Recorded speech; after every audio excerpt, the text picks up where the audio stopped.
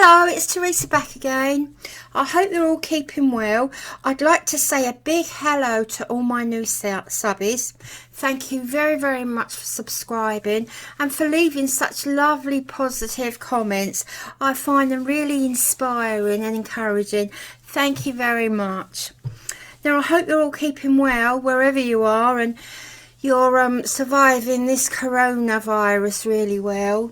It's awful, but that's the last thing I'm going to say about the virus. I saw this at Tate Britain in 2019, not so long ago, because we're only at the beginning of 2020 now. This is from the actual sunflower painting. I took a photograph and I've run it off on the computer. So this is from the actual picture that I was standing in front of. Absolutely magnificent, absolutely beautiful. It's part of or it was part of the Van Gogh exhibition, which was the largest collection in the UK for 10 years. Sunflowers is actually, or was actually, on loan from the London National Gallery. I expect it's back there now, but these aren't always on display.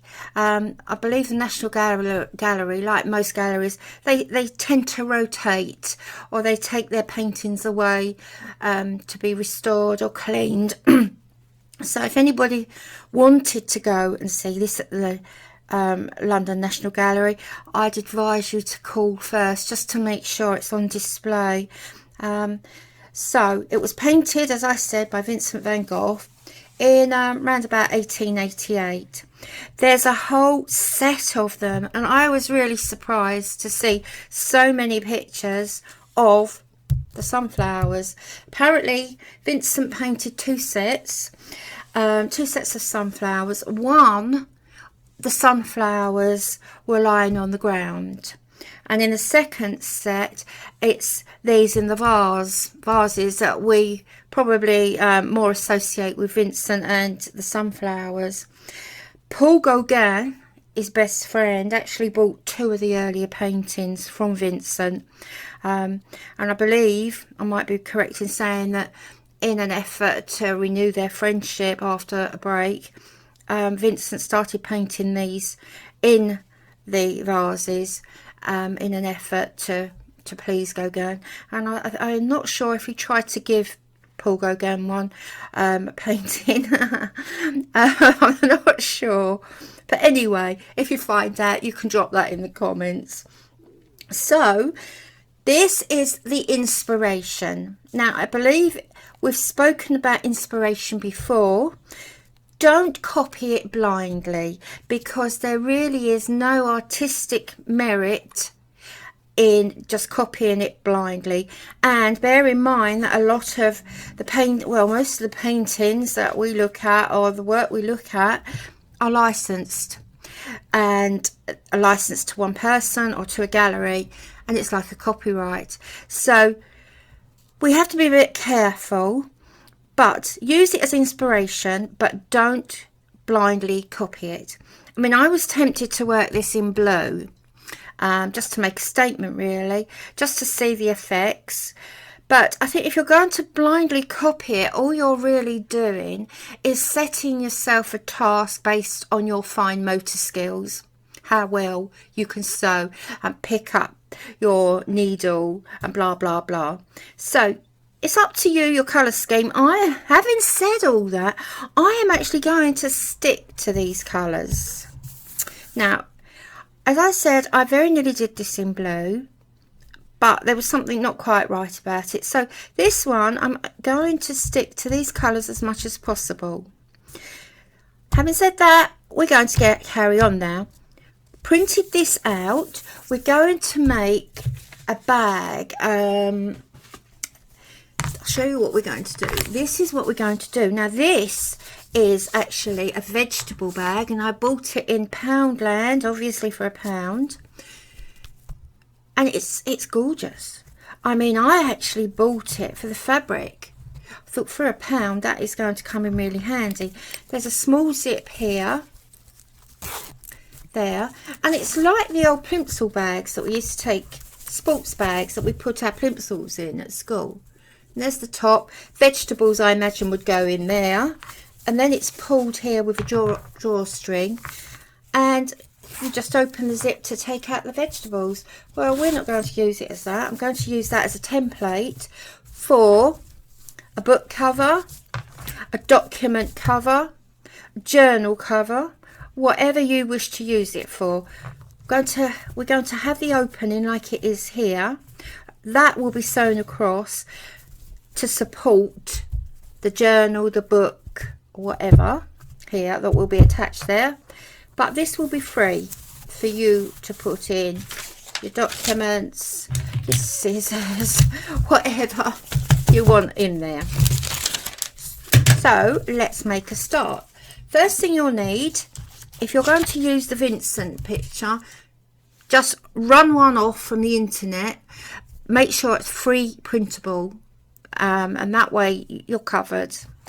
Although for your own personal use, that's fine, we can do this. It's when you get into the realms of selling what you're making with someone else's design or painting on it, that is when we're on dodgy ground. But this is for me, it's not to be sold, so it's fine. So that's the picture. Now if you're doing this on computer, play about with the special effects like I did. I changed the colour of this. That's how I knew blue wasn't really going to work, so I've stuck to that. But do play about with your special effects, the different colours, and see what you come up with. Then if you can try to lose the background, or just get this shape here, and this is just the background shape, then this will make life easier. Now if you can't do that, don't worry. Get some tracing paper and place it over your page here, and just draw around the outline. All the outline shapes here you're going to draw around. Don't worry about being too detailed. So you'll draw all the way around there. Now don't worry about these pieces here. You want the basic shape, the overall shape, and you will end up with a shape like this. There we go. I'll lift that up a little bit because the light isn't too good here. Right, if you can see that, maybe I'll place that on the back of, is that better? Oh, that's slightly better. So that is now your shape. So we're going to put that to one side. I've already sorted out the colours I want to use for the background. Now this piece is, now where's my ruler? Well, can't find the ruler. I'll pop the measurements in later on. So calico, this is one piece. We will need two pieces of this size. Two pieces of that size, and then a background fabric, which is going to be this and that, and then our shape.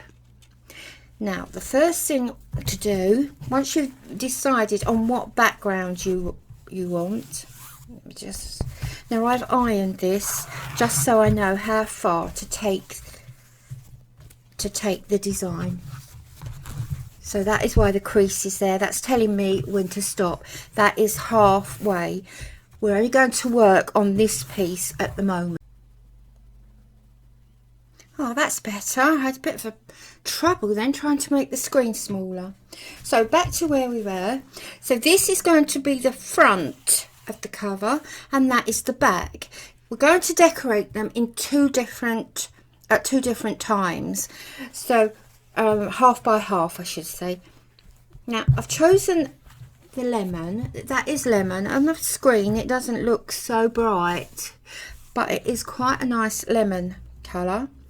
That is the size of that half, so I'm going to stick to this side, although it's I believe that is the wrong side, but as we said earlier in another video, we actually like using the wrong side because sometimes it's the nicest side. Right, I've got some pins there. Now Van Gogh, if we look back at his picture here, he has used a table. It looks as if it's sitting on a table or a windowsill or something. It's definitely sitting on something, and I'm assuming that is a background wall. So we're going to do the same. We're going to put something down for the background wall. Now at the moment this is very pretty. It's got small flowers on it, which will actually reflect the sunflowers shape, but it's too bright. It needs toning down. So I've cut some net. It's actually voile, I believe, and it's a dark, it's gold. It's called gold, but it is very brown. Now I didn't want it edge to edge because this is such a pretty fabric.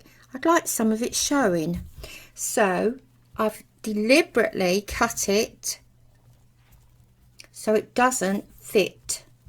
Now if you can see, I have bits showing around here, and around there. Now I like that, so I'm going to pin that in place like this. Don't need to use too many pins around there. It's just to hold it while we place what I'm going to call the table. Okay, don't know what it is, might be a sideboard.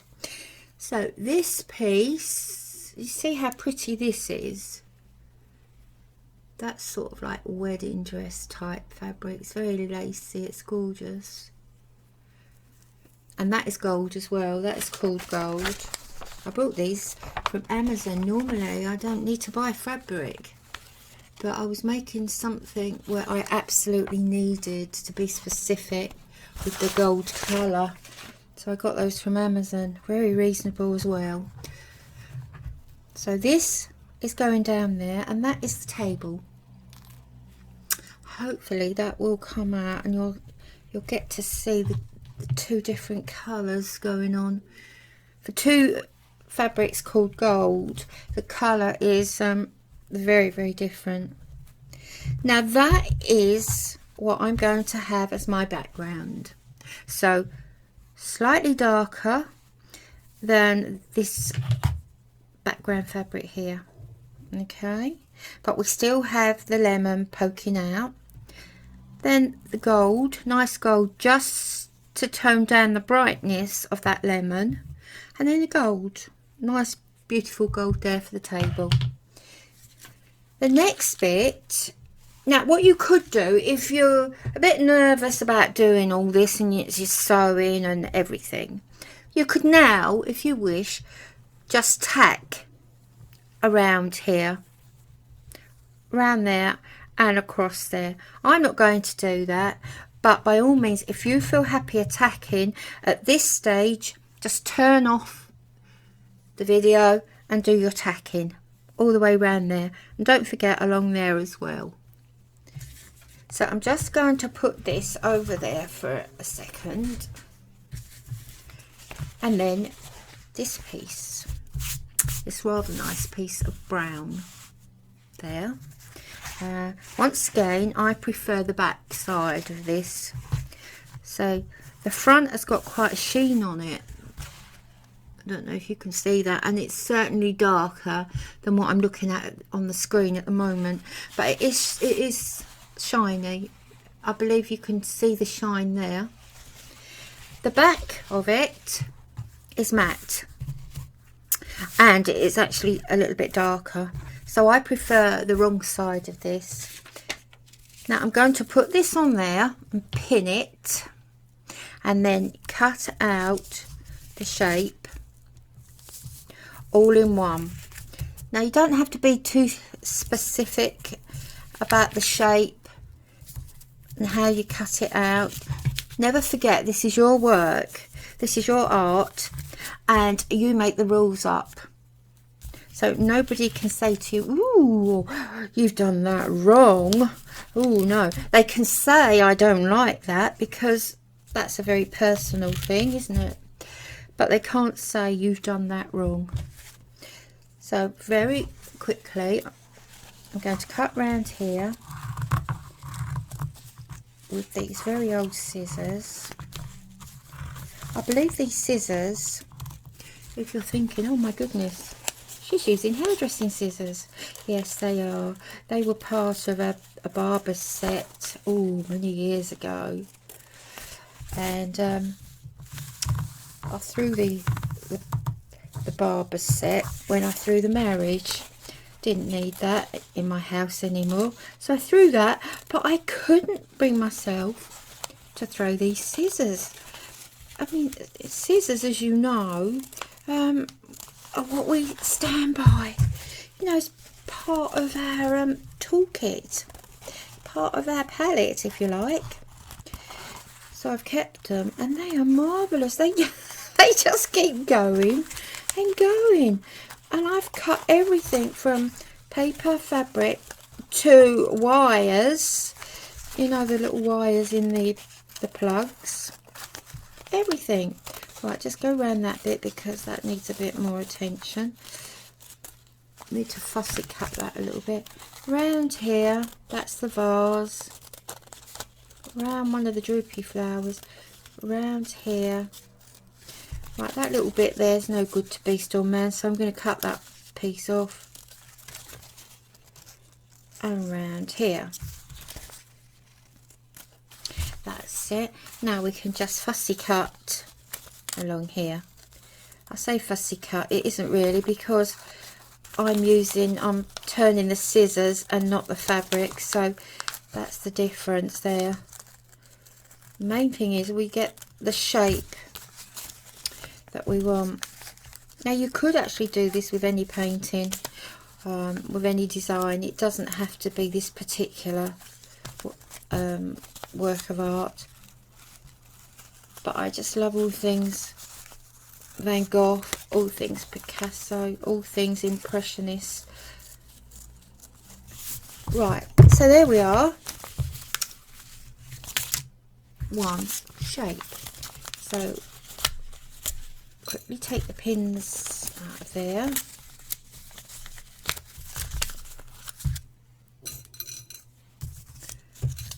That's it, and you see we have the shape now.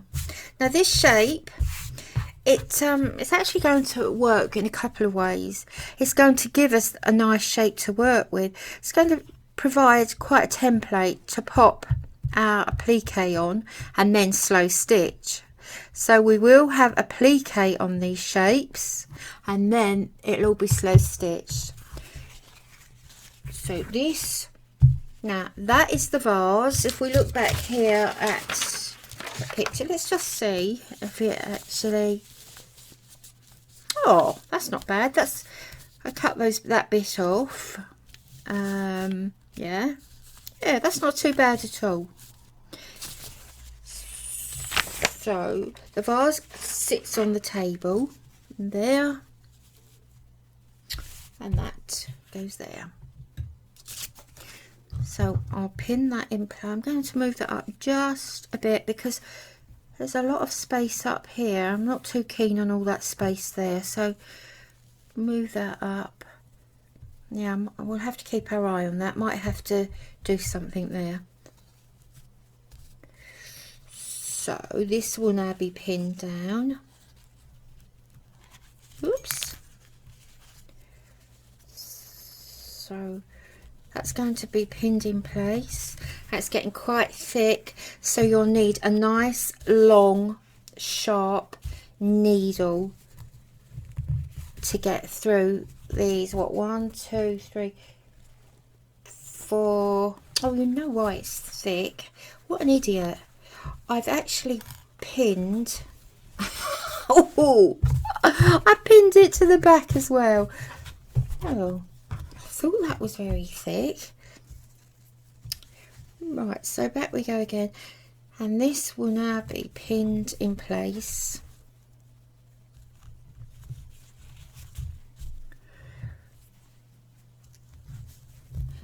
Now I have sorted out some fabrics already for the flowers.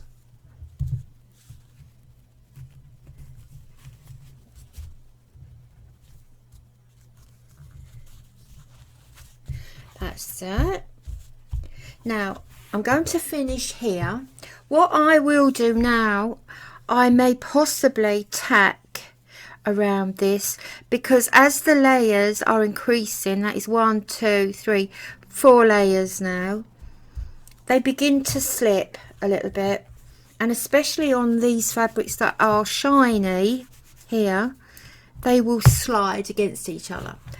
So I'm going to go off now and I'll tack this, and then I'm going to put the flowers here, but we'll do that together. I probably will cut the flowers out, the pieces out, but for the time being I'm just going to go away and tack. So I'll see you in a minute. I won't be long. Right, this is the finished piece, tacked down, the finished shape I should say, it's not the finished piece. That's tacked down. I've also tacked all the way around the edges, right the way down there and across here. Now I've done that because there's quite a lot of sewing to be done, and to have pins still sticking in here, it would be a bit risky on your hands and they would get in the way. So that is it, tacked down now. The next thing I did was, with the shape that you've cut out, I've labelled, I've numbered each one against here. So if you can see, they all correspond. The numbers correspond with the same shapes of that number. So that is now reference. I'm going to stick that over there. I also chose my fabric for the flowers, and it's quite a variety of fabric. This is for the vase. The vase here, I'm going to do half in this and the other half in the white or the cream. I have an assortment here of fabrics for the flowers. I've tried to keep them sort of yellowish, but not actually copying what Vincent did, but I like the colours. So this is the back, which is absolutely gorgeous, and another piece I would use the back, but for this I'm keeping to these colours here. That's the front. And then I have, set against the pattern, I have some plain fabrics, because if you remember we spoke before about one of the design elements being contrast of long and short, of thick and thin, of plain and patterned, and it's those contrasts in the design elements that give us the texture. We're all about, as textile artists, we're all about creating texture in our compositions. It is very much an art form, so bear that in mind. We are after a composition, just like composition here, no difference whatsoever. Our brushes are our needles, our palette are the fabrics we use. So here we go once again. Patterned and plain contrast. This one is absolutely gorgeous, that's lovely, but that is the front, and I don't particularly want the front, but look at the back. The back contains all the colours that I want in my piece. I might use some of these leaves, I might fussy cut the leaves and use the leaves as they are in my Vincent piece, but for the flower heads I'm going to use the back. And I think that is lovely, and if you can see that, it's halfway between both of those. No, I was quite pleased with that. Once again, as I've explained before, all these pieces, my fabrics, are donations. Apart from the two pieces I mentioned earlier on, the gold pieces, everything I'm looking at, not the calico, apart from everything else, they're donations, which I'm really grateful for. There's another piece, and this is lovely. This is a gorgeous piece, which I almost used for the back, and I'm still not sure whether I'm going to use it at the moment for a flower head. It's just absolutely wonderful. I think I might actually keep that for the back, but who knows. And that is the back of it. Look how spectacular that is. Sometimes I have to really have a think, what is the back and what is the front? But that is the front. Beautiful. So anyway, they're the fabrics that I'm using, and at the moment I'm not sure which place I'm putting which fabric. I don't even know, as I said, whether I will use this as the back of the cover, or whether I might cut a flower out and make it smaller. I have no idea yet. It's a work in progress, and it's the progression of an idea. So here we go. This is another piece, and I absolutely love this. This is the back as well. Now, why I've used the back of this and not the front, it's because, and I've ironed it, I've ironed the front to smooth it down a little bit. The front was very textured, so our slow stitch will get lost in this lovely textured surface, but I'd still want to use that for one of the flower heads. But because, if you can see, it's flimsy and it frays, to cut a flower head and then spend time sewing it, pulling the thread through, will weaken the integrity of the fabric, which means that we're going to make holes in it, we're going to fray it, and as we finished, it will look quite dreadful. So I've ironed a piece of calico on the back with double-sided velcro, iron-on velcro, so that is nice and sturdy. It's strengthened it, and that will make a lovely flower. So that is the first flower I'm going to start with. Now, I'm not going to sit here and show you all the flowers as I do them, because, well, your life wouldn't be worth living, would it? So I'm going to start. I'd like this in quite a prominent place because it's so beautiful. I'm going to start with number 9. So this, as I explained, that's number 9, and it corresponds with the 9 there. So I'll cut that out. Don't have to be exact. You could make it smaller, you can make it bigger. It's all up to you now what you do. So make sure that goes on the thickening bit, and then decide.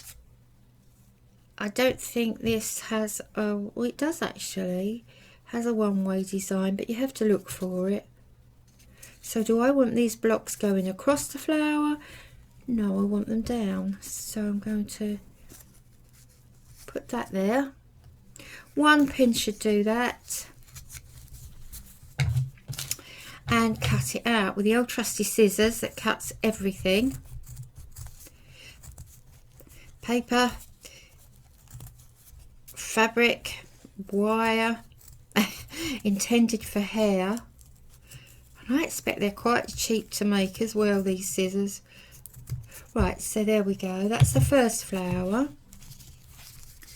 We take that off, and there we have a beautiful shape which will go there. Now, if you make that smaller, you might want to make that smaller to give it a little bit of a shadow so you can see the brown. What I'm going to do, because I like the brown, I might twist that shape around. Yes, I'm going to do that. So what I've done, I've actually turned the flower shape upside down, and I've set it in that way so it doesn't actually fit the brown shape. There's a little bit of brown showing, but I like that effect. So that's the first one. I'm going to carry on with these fabrics, choosing fabrics for each of the flowers, and then I'll pin them in place and possibly tack them down before I get back to you. So I won't be long, probably a couple of hours for me, but see you shortly.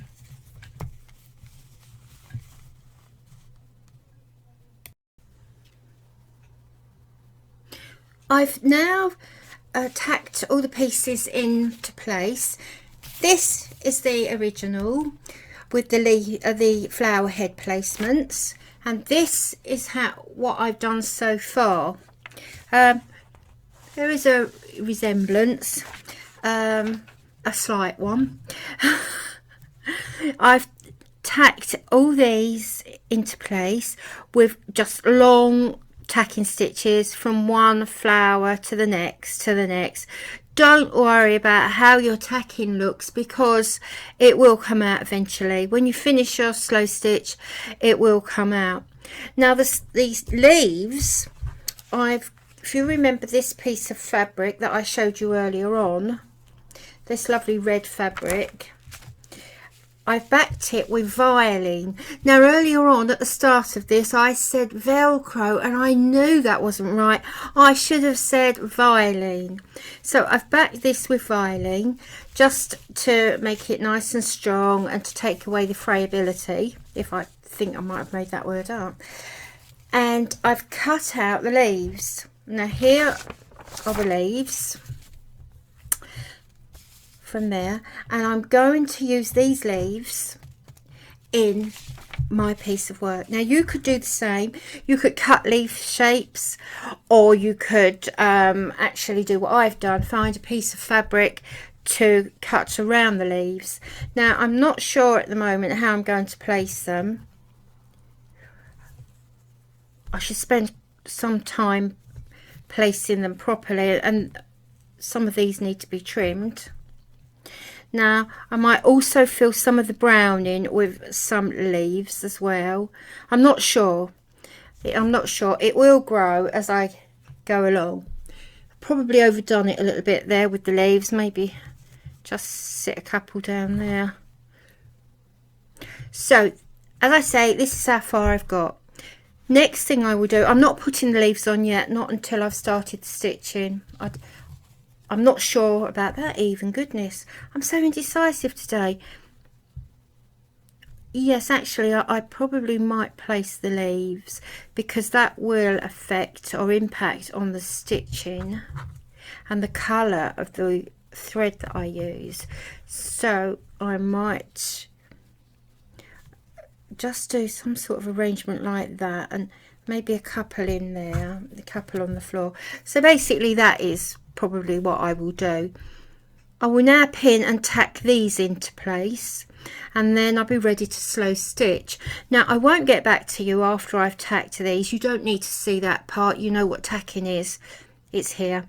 The slow stitch, if you've been following the whole all my videos, the Picasso, the Starry Night by Van Gogh, and the course on what is slow stitch and how to slow stitch, making a journal cover, etc., you'll know how to slow stitch. Slow stitch is a very small running stitch. I say very small because it isn't as big as tacking stitch, but the principle's the same. In and out, in and out. You can make them long and short, long and short, long, long. You can make them however you want, but they are a lot smaller than this. And that's all you're going to do. And that's all I'm going to do now, is put the slow stitch in. Now this is called applique because you're applying one fabric onto another fabric. So, but when I've finished, you'll have applique and slow stitch on the one piece. I will also dot the centers as well to make them look more flower like, but that's as I carry on. But for tonight, for this evening, what I'll do is I will start slow stitching these. The next time I get back to you, hopefully I'll have slow stitch these into position, and maybe not have the leaves on. So I say, because it's evening here now, I say have a nice evening and take care, and I will speak to you very soon. Bye bye.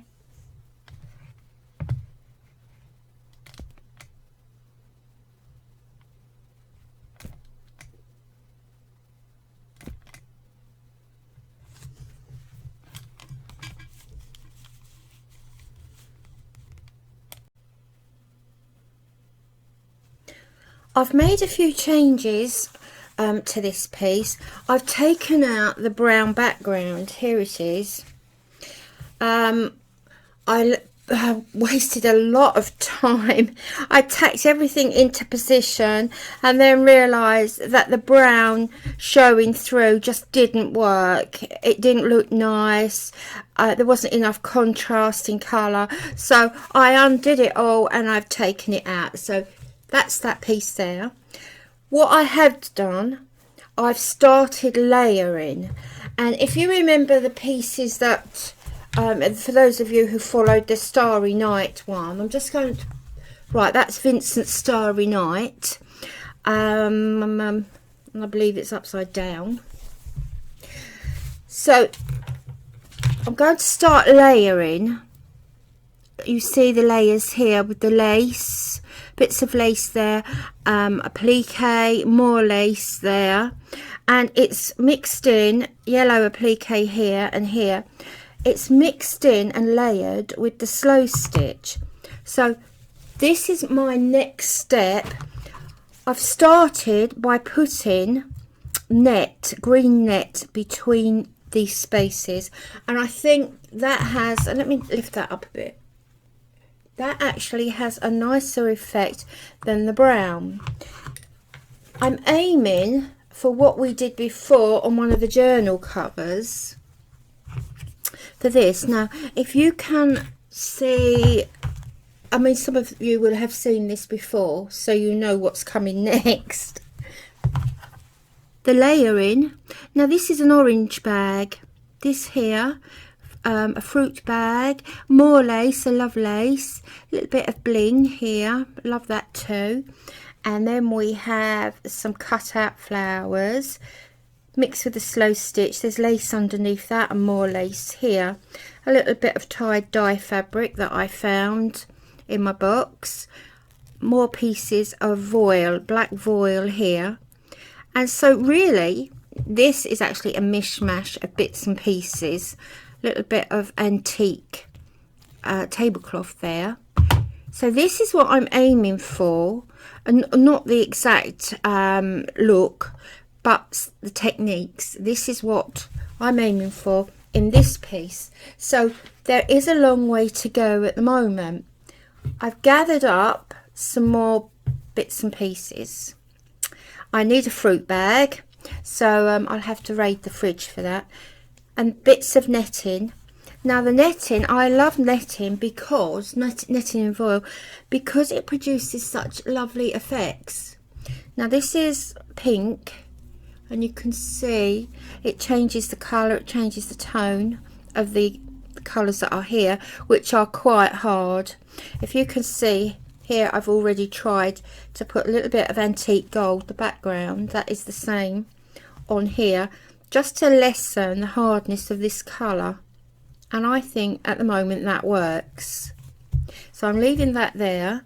I have two pieces of netting here, well, one piece of netting on that one and a piece of this again, the antique gold voile on top, and that raises it, that gives it more texture, but it also changes the colour quite a lot. This is beautiful, but it's very fleece like, and I don't like that look in my work. So I want to keep the colour really, but take away that textured fleece look.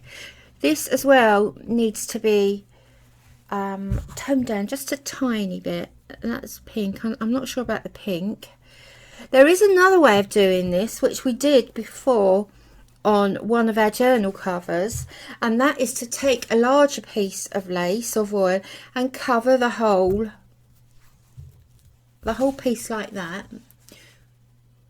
yeah, and I actually like the look of that on the screen. I like the look of that.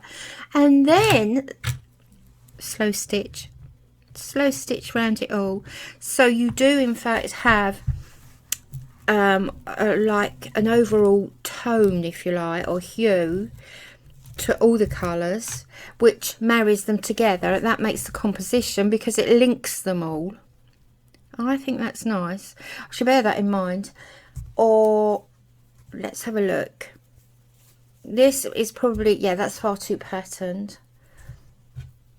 I have more of this, so I could, no, I think the voile is, the texture or the weave is too close, and it's making it hard to see the colours underneath, whereas this is more of an open weave and you can still see the colours, but they've all got something in common now. They've all got this, I think it's navy blue actually, they've all got a touch of navy blue, which, as I said, joins them together. So I'm going to carry on doing this, see what I come up with, and I might actually start sewing later, doing the slow stitch. This takes the longest of all. Once you've worked this all out and you've got it all in place, you've pinned it, you've tacked it, you've got your layers in place, the slow stitching is the lovely bit. That's the bit you can lose yourself in and really enjoy. Meditate, for those of you who do meditate while you're doing this, and it's just a lovely thing to do. This is kind of stressful in a funny way, although because we're doing it for ourselves and not for an exhibition or competition or whatever, we can enjoy this. But personally, I do find this bit a bit tiring. I made a note. Yes, so I've taken the browner, now started layering, but above all, remember, you're only taking your inspiration from Vincent's sunflowers, you're not copying them. It's the same with when we did the Vincent's Starry Night, which I have to say many of you really enjoyed doing, and I'm really pleased with the comments on this one, so thanks a lot. It isn't an exact replica of Starry Night, but you would probably know just by looking at it, oh, that has been inspired by Vincent's Starry Night. But it's not accurate, and it isn't an exact replica. So this is what we're aiming for with Vincent's sunflowers. We're being inspired, we're taking our inspiration from it. But as you can see, it is a progression of an idea. The term that we always use, that was the first idea. It didn't work. So the progression was to remove it. Now, I've shown you this, but as I progress, this will progress, and I may even take some of this out. And you might think next time you see it, oh my goodness, you know, she's taken something else out. She's changed something else. But that is how we work. That is the progression of an idea. You have an idea, and as you're working, it changes. And it is that puts the art into it. It becomes more than a craft. It is that makes it an art form. So, having said that, a little bit of a lecture there. Gosh, I thought I was standing in front of a class. Sorry. So anyway, I'm going to carry on. And, well, you'll carry on as well watching, I hope. And you won't notice that there will probably be a 7-hour gap now for me. But anyway, have a lovely afternoon. It's beautiful out there today. And I'll speak to you later. Bye-bye. As you can see, I did put the black net over the top of the flowers. And it looks quite nice. It looks... yeah, it looks lighter on the screen than it does in front of me. But I'm just going to show you, just in case there are people out there who are still a bit unsure about slow stitch. All it is, as you can see, small running stitches. Now I have chosen just to go round the complete shape. I've used all the little shapes as one complete shape, like that brown shape there. I'm basically just doing that shape around the edge. Now that's all there is to it.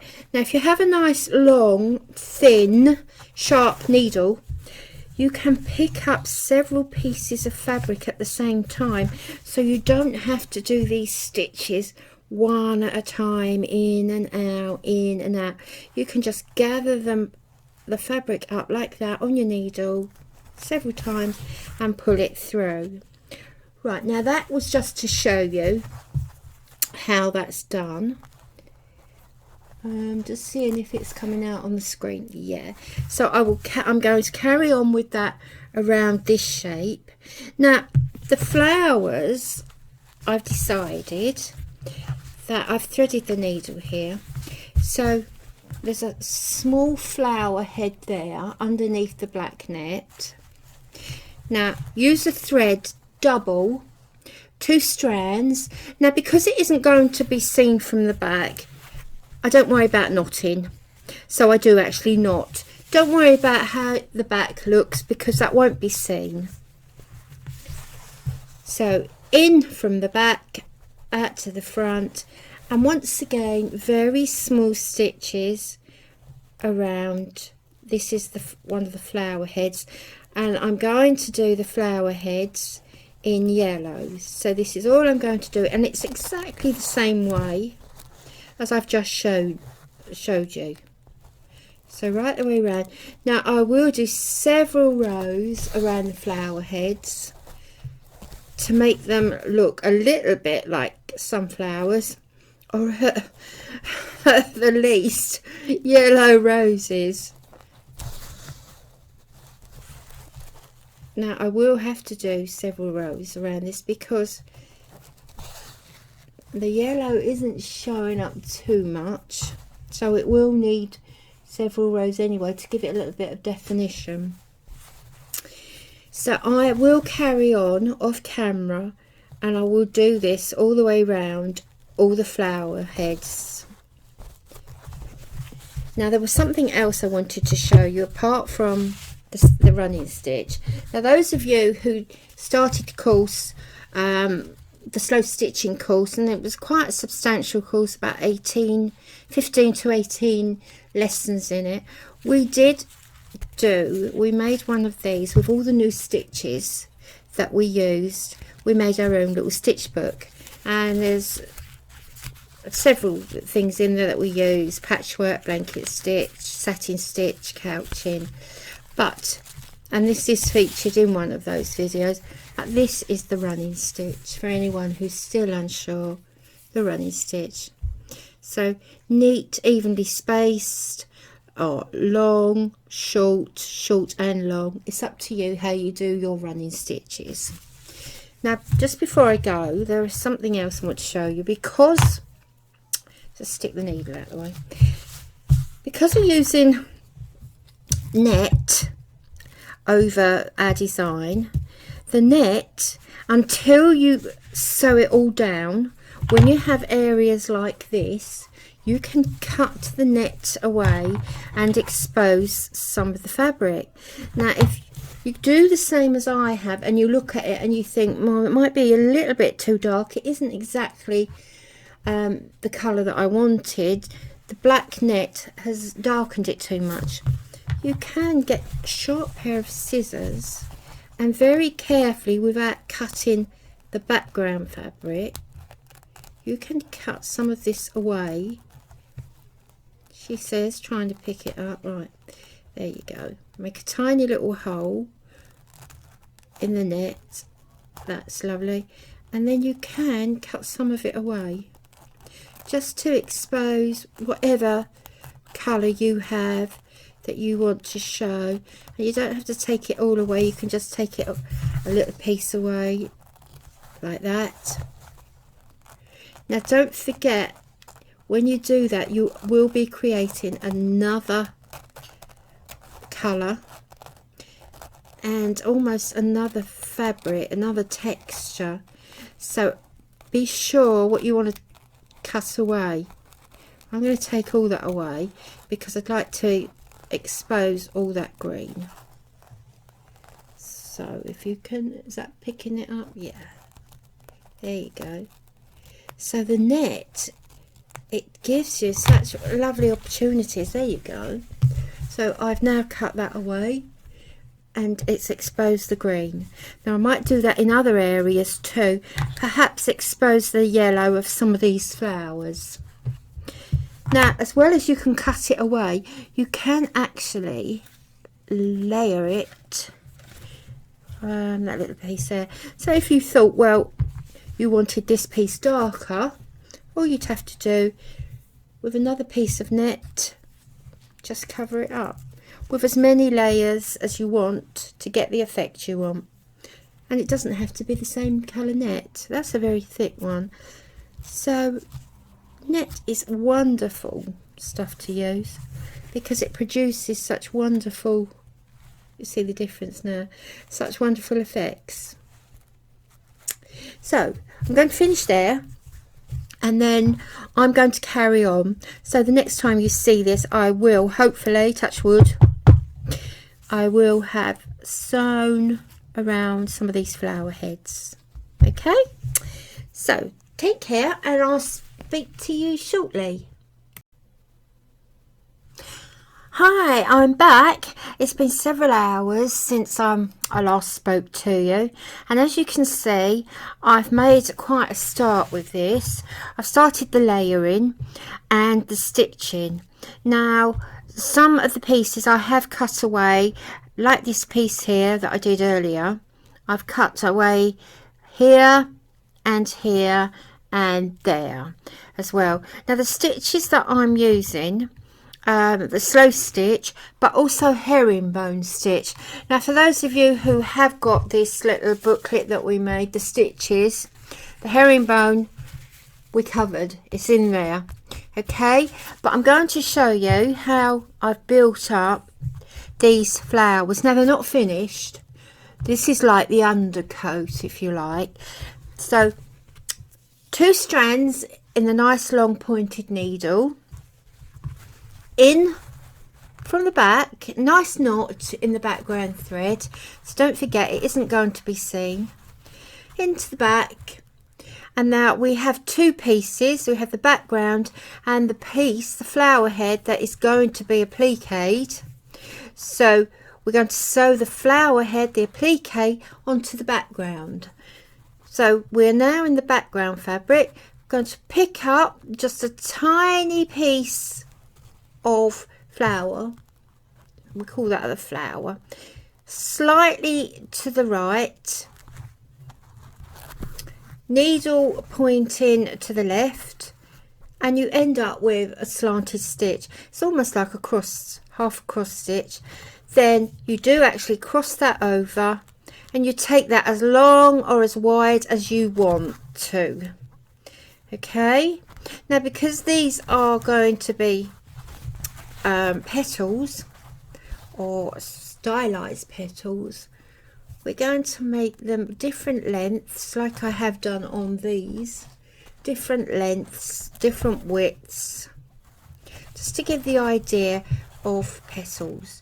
So they're like elongated crosses, if you like, and I think this is a really lovely stitch to do. It's one of my favourites actually. Now I'm going to do this all the way round. Is that coming out on there? Into the yellow, cross it at the bottom, over to the flower head, pick up a little bit, needle pointing left, some wide, some close together. So as we said, you want the contrast in length, long against short, wide against narrow, and it gives an interest. How's that coming out? Yeah.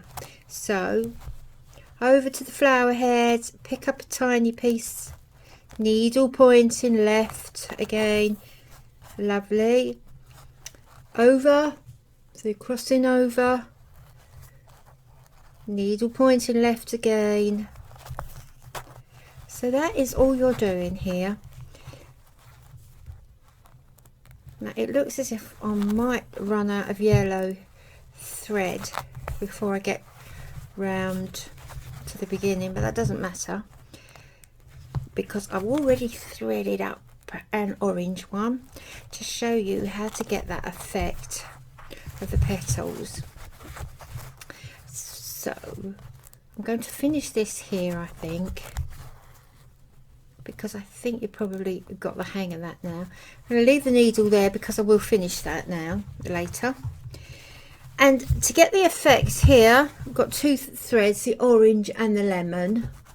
All I'm going to do is now just go over this. Just needle through the back,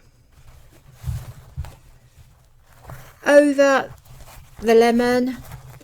You can vary it. You don't have to go exactly over the stitch, otherwise you'll cover the lemon stitch or the yellow stitch up with the orange, and you don't want to do that because you do want the two colours showing. So over, same stitch, down, needle pointing left, up, needle pointing left. Well, some of you might actually find this easier to do it the other way. You'll find a way that suits you. So if you're thinking, oh, I can't do that, it's too difficult, just, I don't want to confuse you with the left and right. So what I'm going to say is find the direction that suits you, okay? But I'm doing it so the needle is to the left. And there you go. Once again, I'm running out of thread. Well, misjudged that, didn't I? So I will carry on all the way around. Oh, that's a tough bit there. I think I've caught one of those little woolen knobby bits from underneath. Right, so I'm going to leave that there, and that is the effect, and that's going to go all the way round. Once I've done that on all the flowers, I've got to go round here with the yellow yet, round there, and I've got to do some here and here and around there, so it isn't nearly finished. I will then start with the green. Now at the moment I'm not too sure how I'm going to do the green, what stitch I'm going to use. I'd like to use maybe running stitch or slow stitch in these areas here, and probably use French knots as well, because if you think of a sunflower, it's got a very, very textured centre which almost suggests French knots anyway. So I think that's maybe what I'll do. It's in my mind at the moment. Now that is the right way. I don't like this piece here. I'm going to have to cover that up some way, disguise that, because as you can see I did cut off the piece here. I like this irregular shape round here, but because I slow stitched this down, that's stitched, I can't cut that now. So what I might do is just find something to disguise it, and then have an irregular shape round here as well. I just think that's too angular, it's too pointed. I know it's in contrast to the round shapes, but as a composition I don't think it works unless I bring this shape down here somewhere, and there isn't enough room, so I don't like that. This piece here is the vase, Vincent's vase, and if you remember he has his name on here, Vincent. Obviously I'm not going to put his name there, and I'm certainly not going to put my name there, so I might cut the net away from this and expose the two colours. Not sure yet, these are all big mites, don't forget progression of an idea. So I'll get back to you as soon as I've done this, and as soon as I've probably started the green. Okay, so that'll be another several hours or so for me, a couple of seconds for you. So anyway, it's quite late here now, it's going on towards midnight. Well, it's actually 20 past 11. I'm not going to do this much longer now because I'm tired, so I'll get back to you in the morning. So for me, I'm going to say have a good night. For you, it's probably daytime, wherever you are. Anyway, take care, and I'll speak to you soon. Bye-bye.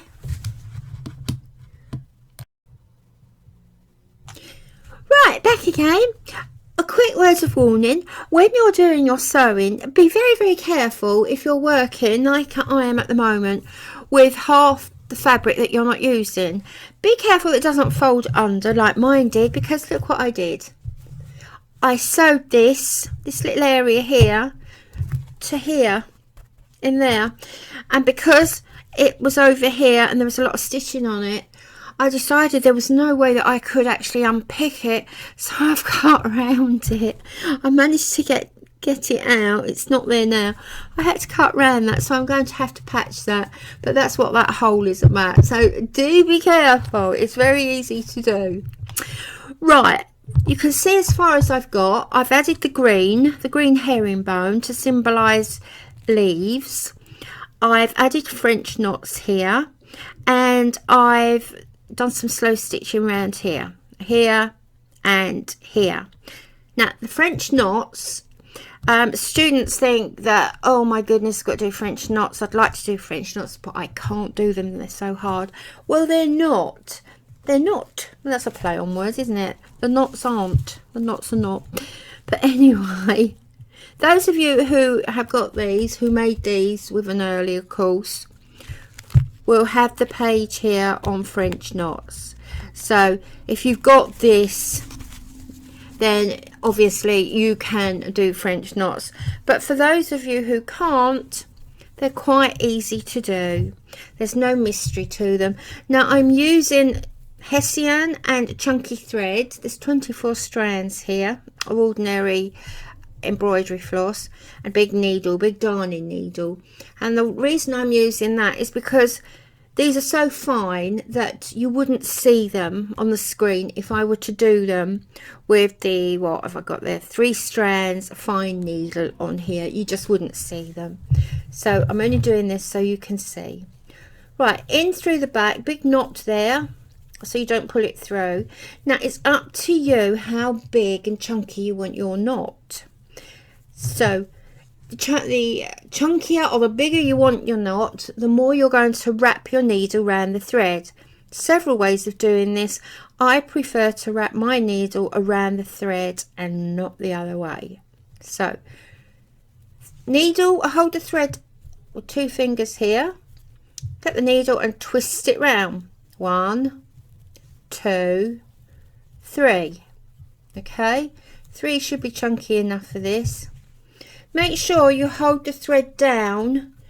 It makes it easier to pull through. So you're going to pull it through like that and in. Now that is one way of doing it. See how big and chunky that is? It's enormous. That's one way. Another way, once you get used to it, is 1, 2, 3, back at the side, because it's too big to go back into the same hole, pull it through, and that's the neater one. Do it again, hold it, 1, 2, 3, 4, 5. Right, let's try 5, see how big that is. So that's going to have to go right at the side, not in the same hole, and pull it. There you go. And that's all there is to making a French knot. Now I would do it that way and not the first way, because the first way, I mean, some do it that way, but it does look awkward to me. Oh, I'm out of thread now, so I'll just do it once. Thread, needle round the thread and in at the side. There you go. Easy. So that is how these were done. Exactly the same, only with a finer needle and a finer thread. The slow stitching, no secrets to that. I'll only do a few stitches following the contours of inside, which will be the flower face. I don't know what what the actual term is. And round we go, all the way round in rings. There we go. That's it, until you meet yourself, and then just move in again in a ring and do the process again until you fill up the whole area. Or you might not actually want to fill up the whole area, you might want to leave it like that. That is actually quite a nice effect just with one ring. I'm going to get some beads on here as well, a little bit of bling maybe, but it still isn't nearly finished. As you can see as well, since we looked at this last, I have taken off that corner that was bothering me. Now that's going to do. I have taken off this corner here that was bothering me, and all I did actually get my sharp scissors and I clipped between 2 rows of slow stitch, and I undid the stitches this side. I clipped them all, took them out. It was so easy, a couple of seconds. So I'm pleased I didn't go to a lot of trouble with putting applique over that and sewing over it to try to disguise it, but that I've actually taken it off, and it's given me the effect that I want, the asymmetrical curvy effect. Looking at this on the screen, it actually looks like a cactus. I'm not sure they look like sunflowers. Maybe that one does. And this is definitely best viewed at a distance. I pin my things onto my walls, and so I can see them as I'm moving around and passing and that. And sometimes by doing that, you can actually see them at a different angle and think, ah, I know what's needed there. So I have had this pinned up on the wall, and at a distance, you know, I have to say it does look pretty good, and it does look like the original, no, not the original artwork, good grief, designs on myself or what. It does look like the piece of paper, shall we say, that I worked from. And yeah, I'm quite pleased with this. Having said that, I think the next time I do this, I won't put the black net on there. I think if this had been right on the yellow fabric, it would have been better. But hey ho, it's too late now. So, but I'm quite pleased with this, and I hope you like it too. So I'm going to carry on now, filling in these. And I might add a few beads, and of course the vase needs to be done, and then it might be time to stand back a little bit and concentrate on the background. I have a few ideas. Basically I want them left quite plain, but anyway, I shall wrap it up here and get back to you shortly. Okay, so I hope you like the bit about the French knots and that bit there, so do be careful. Okay then, I'll speak to you very soon. Take care now, bye. Right, just a little update to show you how far I've got. As you can see, it's looking quite different at the moment.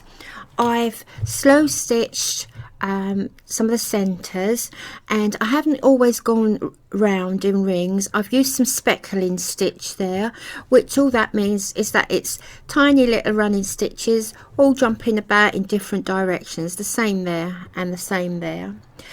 I've left some empty, some centres empty here and there and here, because I think that makes the contrast between the very busy areas here. It needs to be balanced between the busy areas and the not so busy. So at the moment I'm definitely going to leave this one and that one, but I'm not sure about these, because at the moment the eye is just going down here. We need the eye to make the composition to really come around this way, so it all gels together. At the moment it isn't quite gelling, and it makes me feel a little bit uneasy, so I will be putting some sequins or some stitchery in these. as I say, just to make it more of a I want to say competition, composition. The vase, where's my, this we go. The vase here has been slow stitched one way in lines, this way, basically in straight lines there, and then they've been slow stitched this way. Oh, the clock. Basically this way, following a slight curve, the curve of the vase here. If you can see this one in particular, it isn't straight at all. They're all slightly curved to give you that roundness there. What else? I've over sewn some areas here, here and here and there with dark green thread.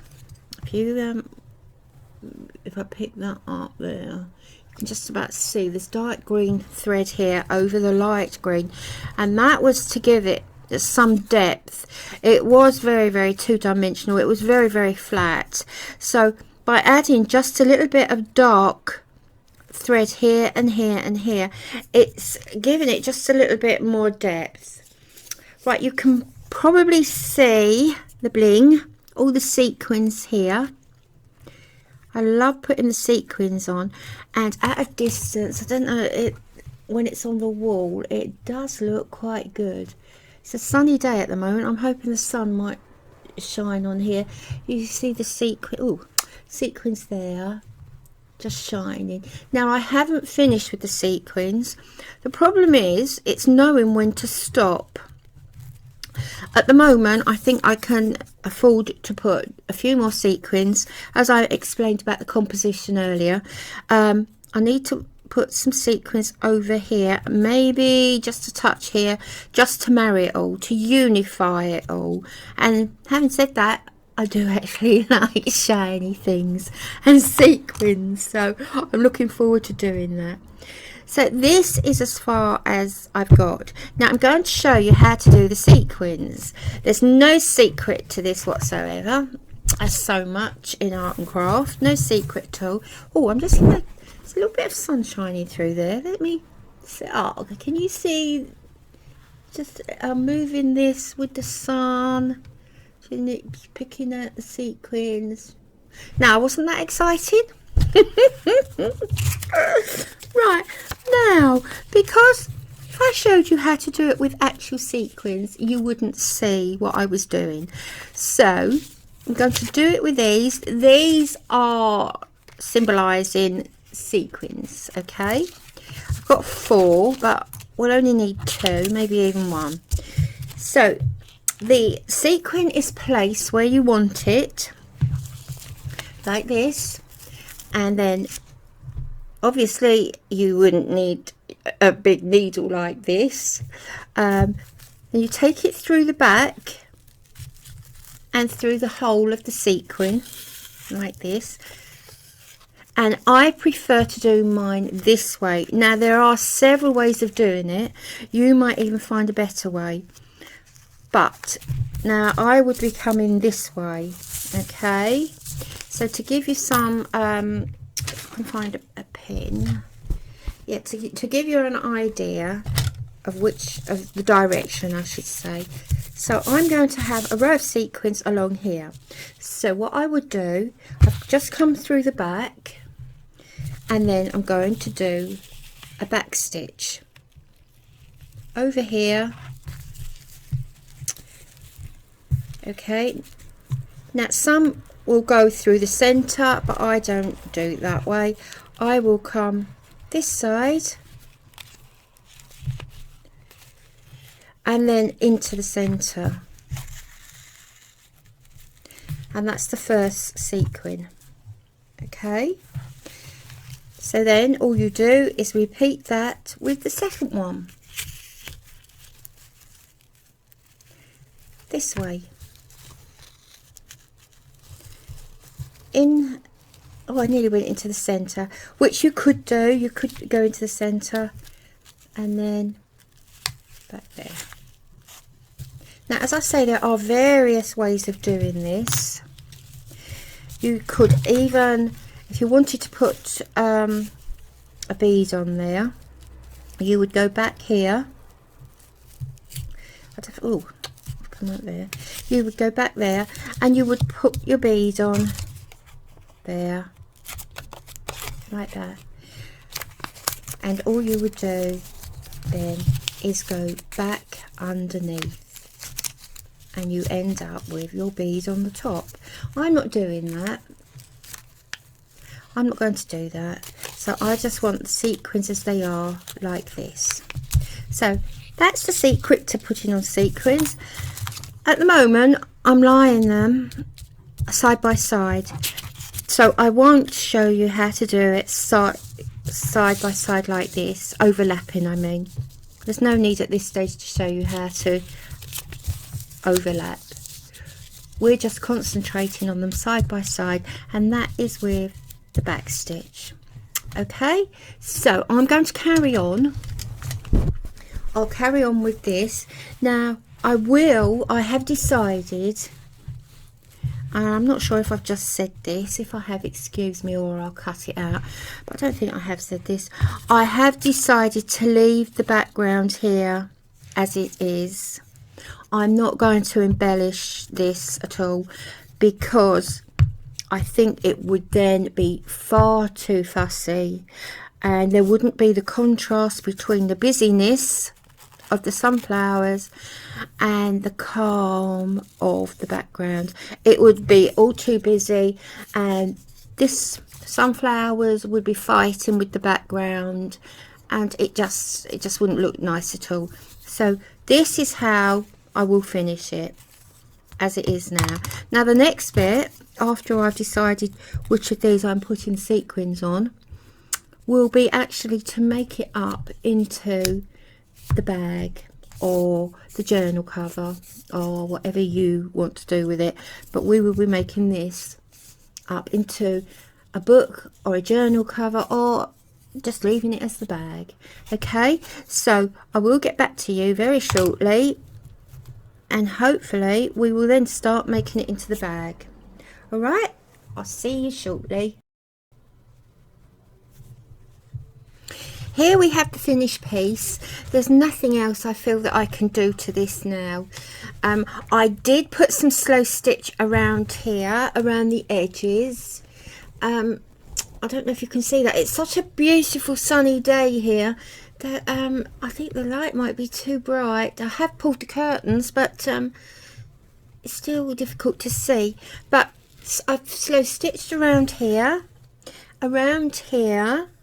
following the shape just around here and there, but I haven't done much here. I've only followed the shape, and I've left these two corners, this one and this one, free of stitching, because the gold lace there doesn't need anything. I think that's patterned enough.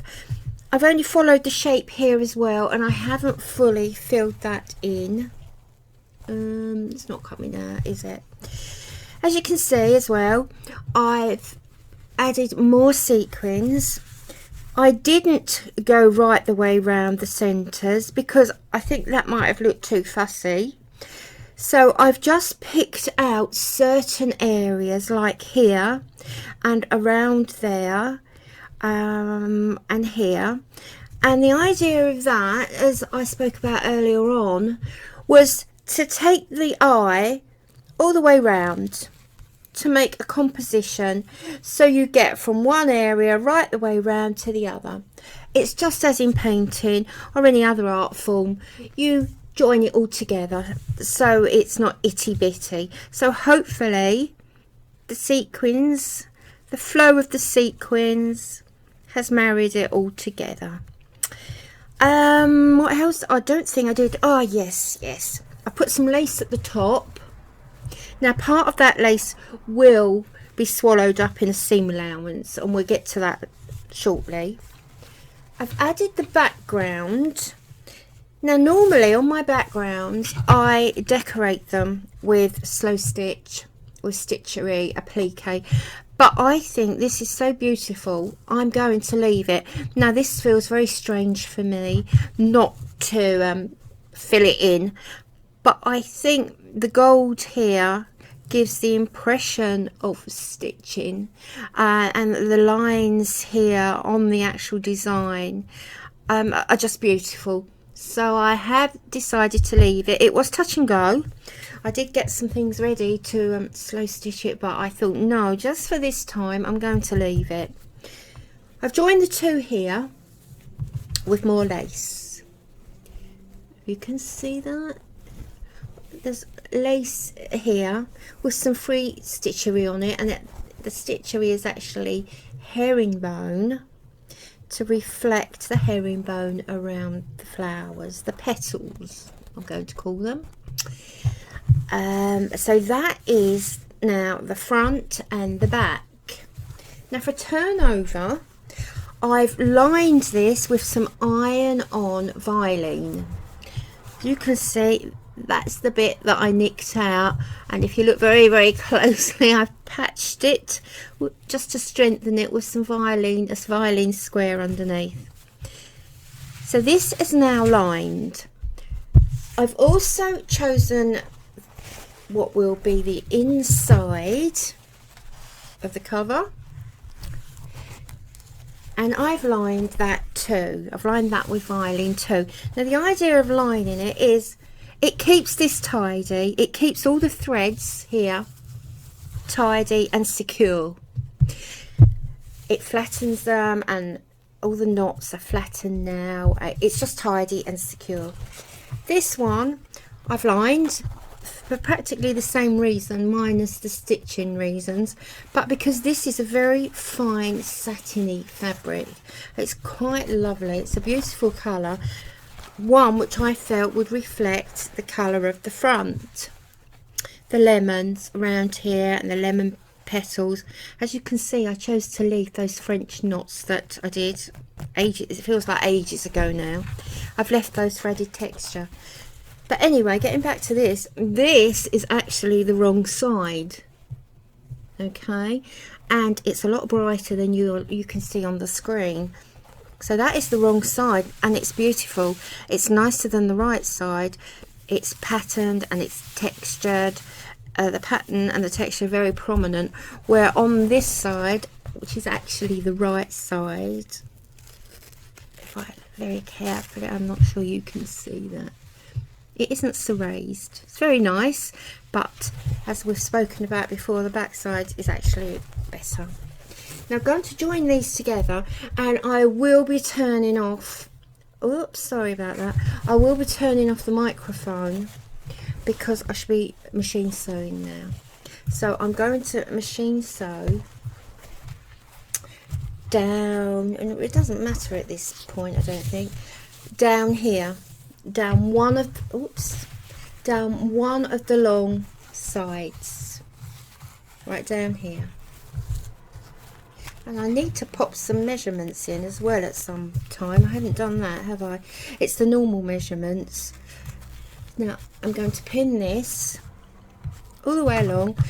If you feel that you need to tack, then by all means you tack.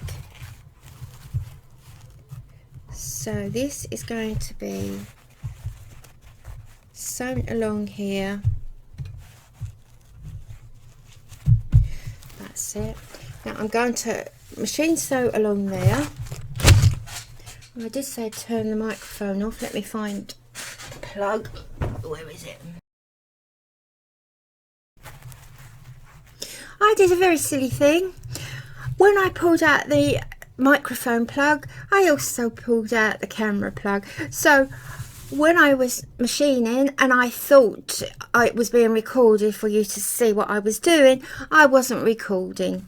So very silly thing, I do apologise, but I have actually sewn this down along there, and I trimmed it as well along here, and I zigzagged it.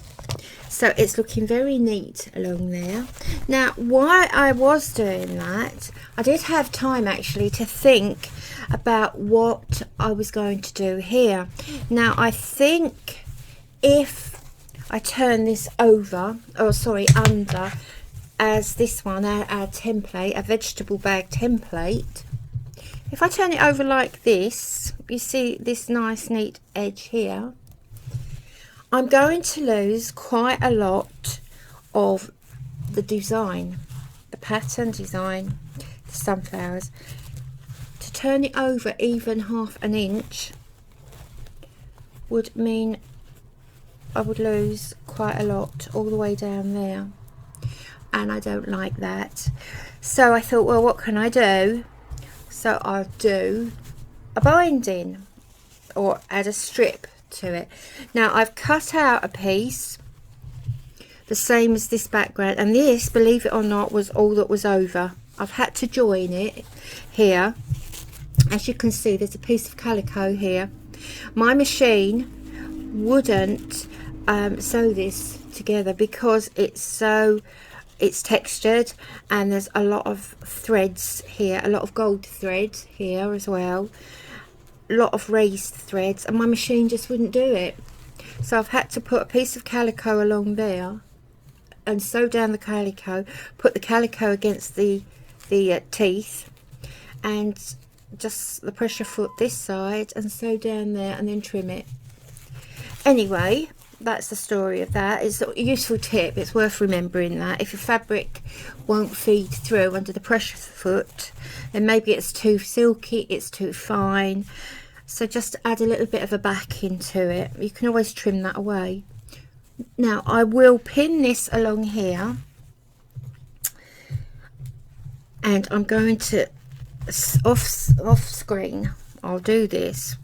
I'm going to pin all this along there, and I'm going to machine sew it along the edge here, all the way down onto this piece, all the way down, and then that will turn back and it will give me more fabric to play with, to hem. Now I'm going to do that off screen now. I don't know how far I will get by the time I get back to you. Sometimes I get carried away, forget the time, forget what I'm doing.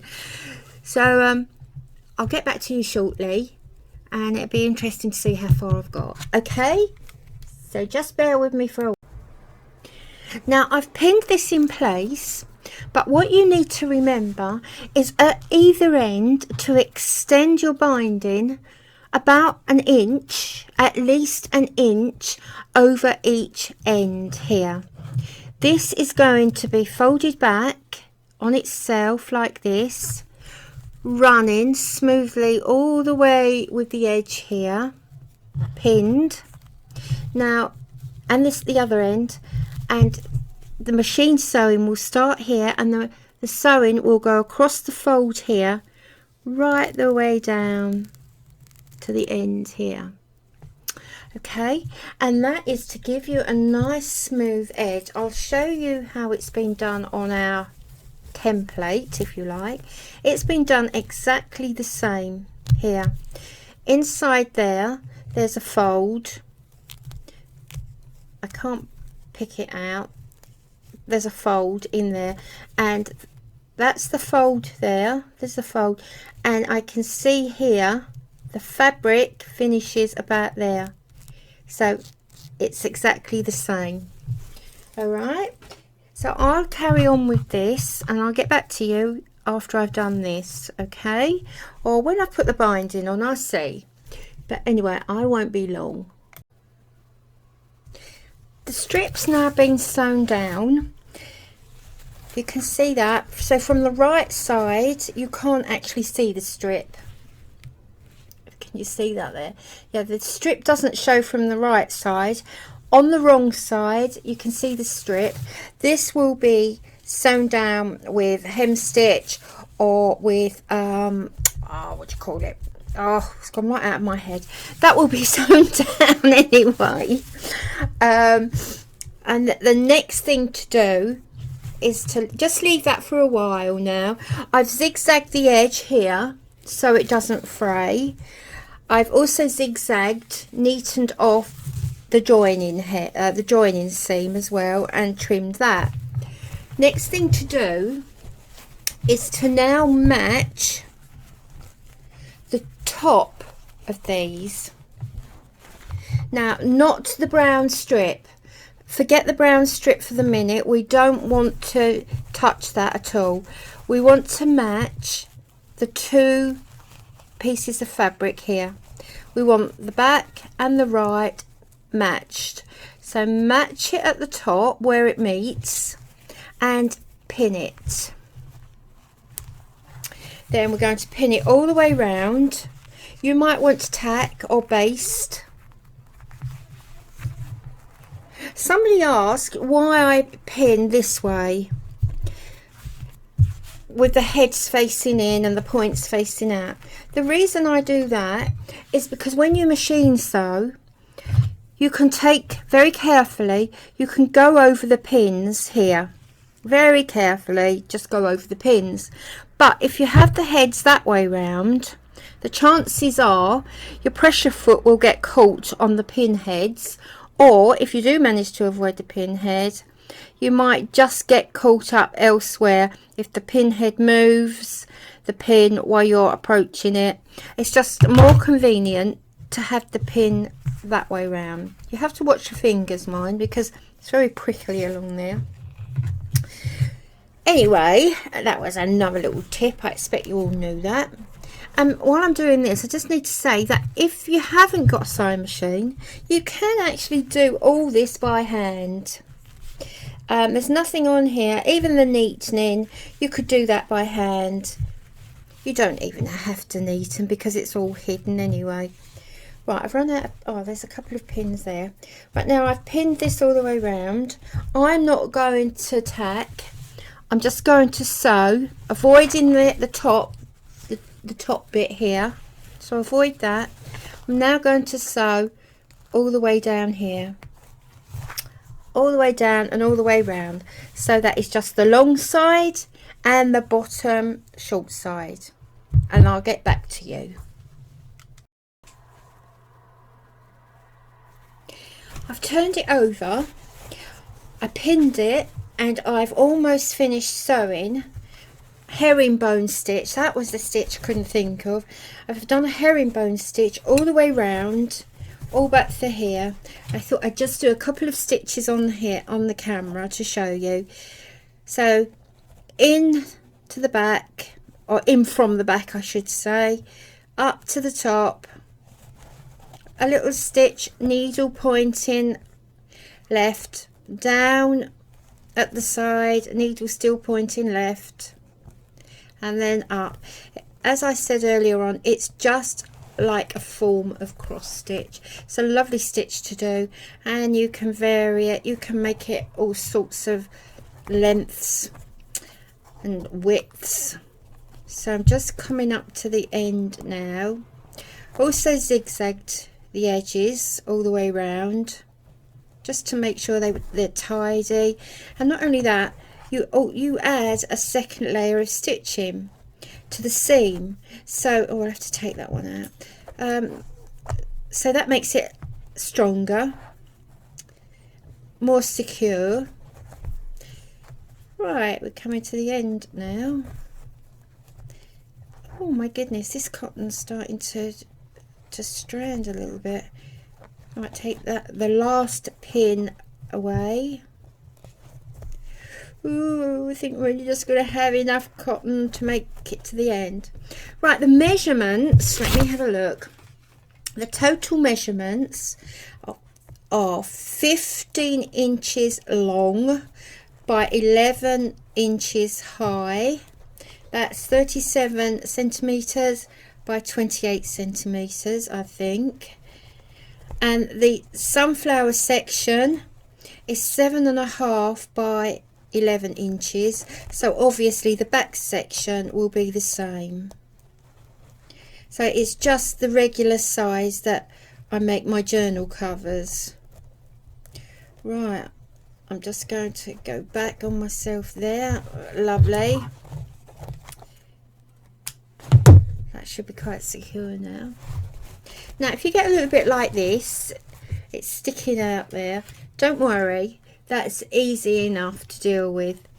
what I'll do, I'll stick just a couple of little stitches in there to make sure that lies down flat, but it's not a problem. Now we have ended up with, I think that might be too wide, with a nice opening there. If you can see that, the pen will now go right the way around. Now at this point, those of you who just want to make the bag, you have finished. You will just thread a cord all the way around here, so you get the pull effect, not the full effect, but the pull effect, like that one. Okay, so that is where you would finish. But those of us who want to make the journal or the notebook cover, we will carry on until we get here. Right, so oh yeah, I like that. I might have to just put a few stitches in that, sorry about that, in this, so it lies down flat. Now with a sharp, well, I'm always loath to say this because I've had students stick the scissors and the pencils right the way through when they do this, but with a semi-sharp pair of scissors, these are an old craft pair of scissors and they're round, so they haven't got the sharp points there. I'm going to trust these to just pushing out the corner. Right, that's more or less out, but it's not out completely, so I need a pin on that just for more definition there. The same there. I will drag that out with a pin. So I will deal with the corners here with a pin, bring the clock again, bring out the corners there. I will give this a little press all the way round, and that is, so far, that is what we've got. Now some of you might want to make a division here to make a pocket of this. Now if you want to make a pocket so you can put things in here, things in there, and they won't get lost down here, they will just sit in the top bit. I'm thinking of notepads, signature. What you would do at this point is sew along here. Okay, a couple of little running stitches, rows of running stitches along there, and then that will give you a pocket. That will be redundant as a pocket, but that doesn't matter. But for those of you who are going to put signatures in this, the signature will actually form a pocket, because you'll sew the signature in here and the stitches will form a pocket there anyway. So it's entirely up to you. I'm going to use this as a cover, as a journal cover, so I'm not going to bother sewing along there, because once I put the signatures in, the sewing of putting the signatures in is going to form that pocket. Now what I might do here though, which way? That way. I'm going to thread a cord through here, and it's not intended to be pulled, it's just sheerly for decoration. So I'm going off now to finish, and when I get back the whole thing will be finished. Okay, so as I say, a couple of hours for me, but just seconds for you. So I will speak to you very soon.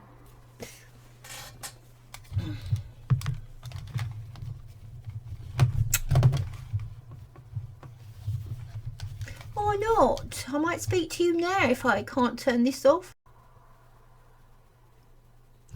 And here is the finished cover. As you can see, I've put a little bit of bling here, just a little bit of a dangly thing.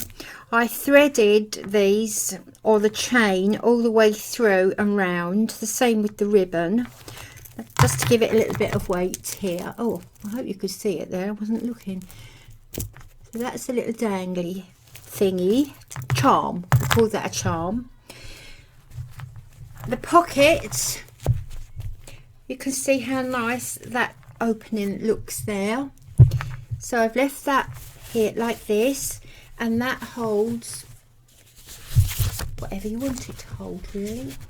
That's a signature. So that goes in there. Inside we have 3 signatures. One is actually full up, one is a used signature, and 2 signatures waiting to be used. Now the signatures will, once they're finished, will go down here. Now there's many ways of attaching your signatures. I have done this in previous videos, in the very first videos, the introduction videos. Now you can actually machine sew these in, as long as they're not too thick and you use your sewing machine for craft purposes like I do. So you could sew those in, or you could put them in like, let me see if I've done this, yes, like this one.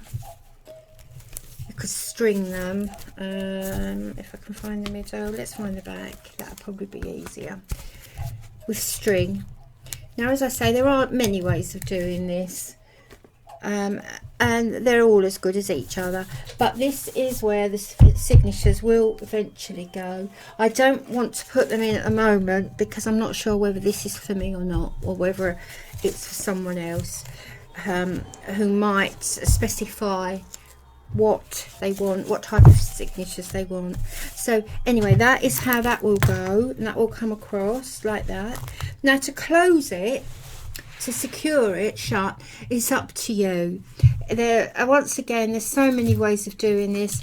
My preferred option is a piece of silk or a narrow scarf just to wrap round, but I've used that a couple of times in videos, so I thought, oh, it might be getting a bit boring now, so I'm using this.